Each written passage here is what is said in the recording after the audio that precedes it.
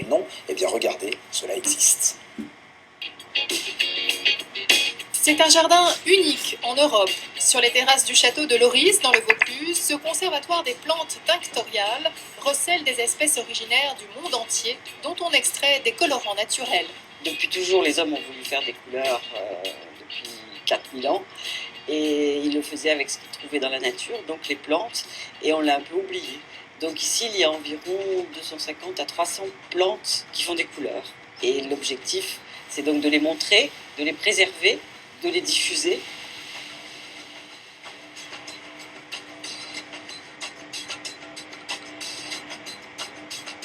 Une plante tinctoriale, c'est soit utilisé pour obtenir des teintures, des peintures, des encres ou divers autres colorants, comme des colorants alimentaires ou des colorants cosmétiques. Généralement, la plante, elle ne fait pas des colorants pour nous faire plaisir, elle fait des colorants car elle en a besoin pour vivre. Donc on va prendre un exemple, la garance des teinturiers. Les parties utilisées, ce sont les racines. Et donc en fait, la plante, elle fait des colorants pour se protéger des champignons et pour se protéger des nématodes. Donc les nématodes, c'est des petits vers qui viennent pondre dans les racines. Il ne faut pas confondre plantes colorées et plantes colorantes. Toutes celles-ci ont des très belles corolles colorées, mais le problème, c'est que ça ne tient pas. Donc en fait, les critères d'une bonne plante tinctoriale, c'est surtout avoir un critère de solidité à la lumière, au lavage et à la sueur.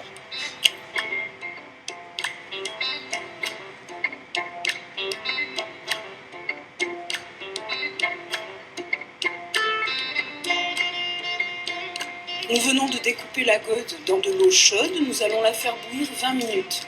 Ensuite, nous allons plonger le tissu dans son bain de filtration. Vous voyez, le tissu prend la couleur presque tout de suite, mais il va devoir cuire à petit bouillon pendant 1 heure.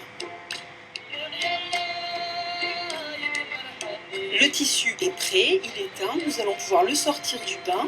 C'est le jeûne primaire de la teinture végétale.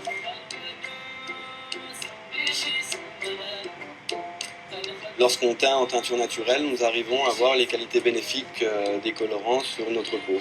Donc on va prendre genre un exemple, les Touaregs qui sont habillés toujours en bleu.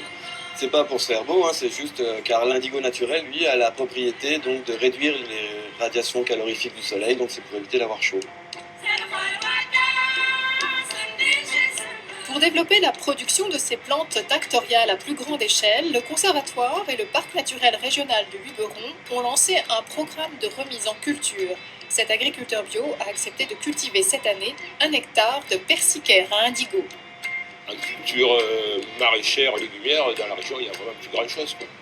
Donc c'est vrai que ça peut être un nouveau départ ou une nouvelle culture intéressante pour la plaine de la Durance où il y a vraiment beaucoup d'eau et beaucoup de soleil, quoi.